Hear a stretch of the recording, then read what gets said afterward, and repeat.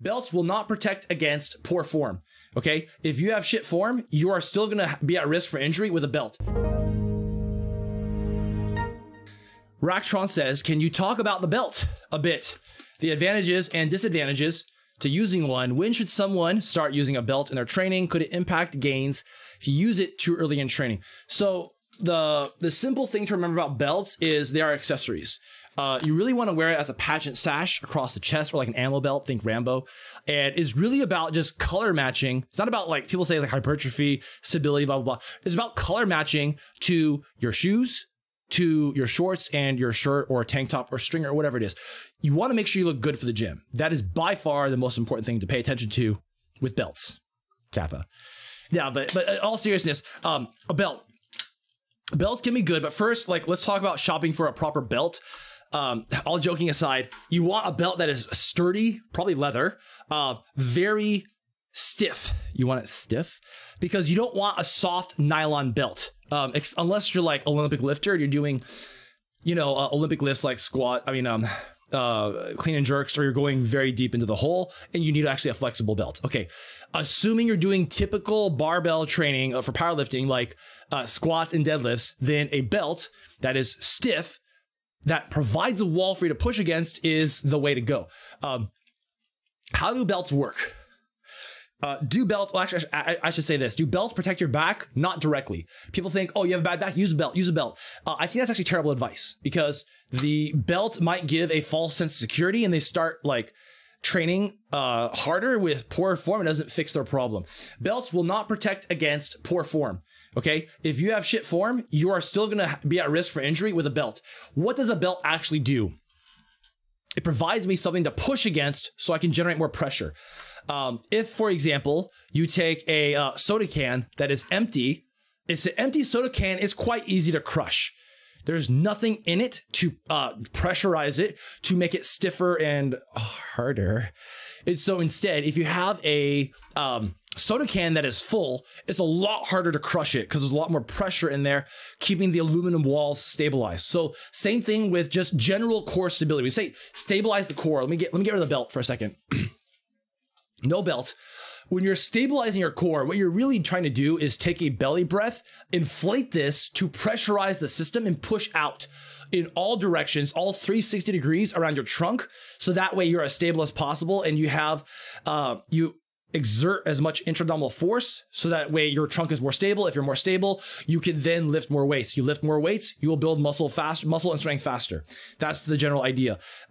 So using a belt will properly anyway, if you know how to brace against them, is like an instantaneous 10% gains or somewhere around there, 5 or 10%, because by having this to push against, I am now able to generate even more force. And so my core is even more stable. So now when I try to deadlift or squat, I am going to be able to push heavier weights because I have more force, right?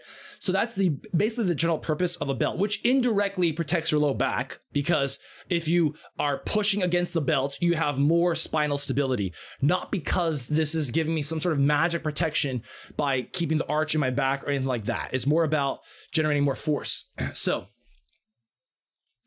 when should someone so I guess advantages and disadvantages of using one.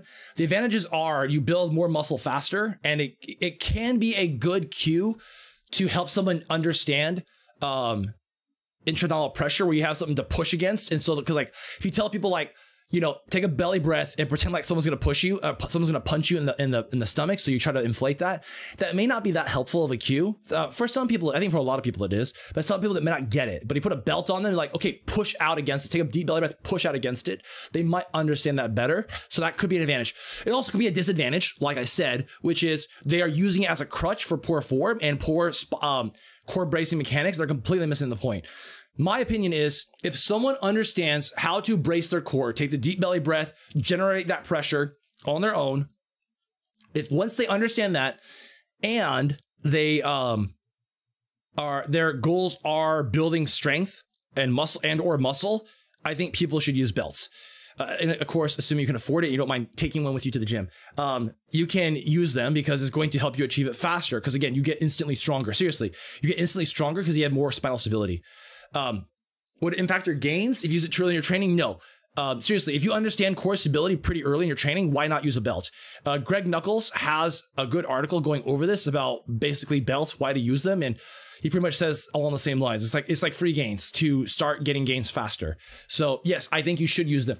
Now, my coach Brandon, he doesn't want me to use them for basically those reasons of rely on as a crutch.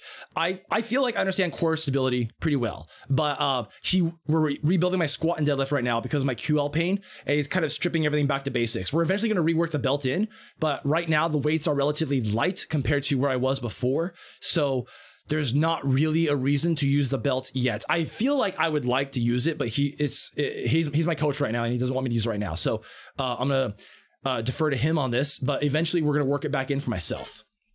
If you like the content, comment, and subscribe on YouTube. Also, follow us on Twitch and leave the notifications on. Feed your brain, feed your body, and see you next time.